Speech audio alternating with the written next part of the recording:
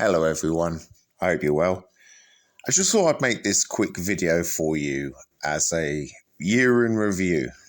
A year in review in the sense of the main headlines hitting the stories per month from January to December. So let's kick it off with January and let's go through it. So January, really, it was a year which kicked off with the news that nearly 200 fraudulent ID documents were presented to Border Force last year, as in 2021. The military was also called in. The Navy said that they are going to be coming to patrol the Channel, and that £2.1 billion was spent on housing illegal migrants throughout the whole of 2021. Now, February, well, that was quite a quiet month with regard to illegals landing, but the main story of February was that 98% of all illegal migrants landing on Kent shores come with no passport or documentation. In March, the main story of March was that the government had admitted that illegal migration had nearly tripled in 4 years. In April, the main story was the Rwanda plan was actually announced. Also, in April, it was revealed that 7 in 10 that arrive in Kent are male between the ages of 18 to 39, and that 1 in 6 had already claimed asylum elsewhere. In May, cast your mind back, that's when the plan to house 1,500 illegal males was announced for Linton on Ouse, to great uproar. More about that later. In June, the Rwanda plan was back in the High Court. Instead, the lefty lawyers all came out and it was delayed further. You believe that even just 2 months previous, no flight actually left this country. It also came to light from Steve Laws that asking the Home Office how many people were in social housing was deemed not to be in the public interest.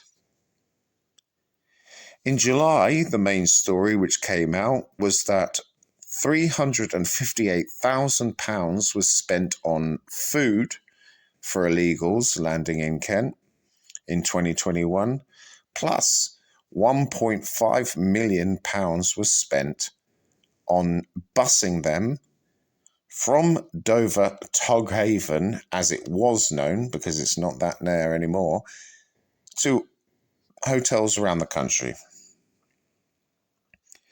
In August, the main story there was that Dover Harbour Board had removed that ramp as a main landing and had got another one hidden from public view, thereby absolutely putting a spanner in the works for us citizen journalists.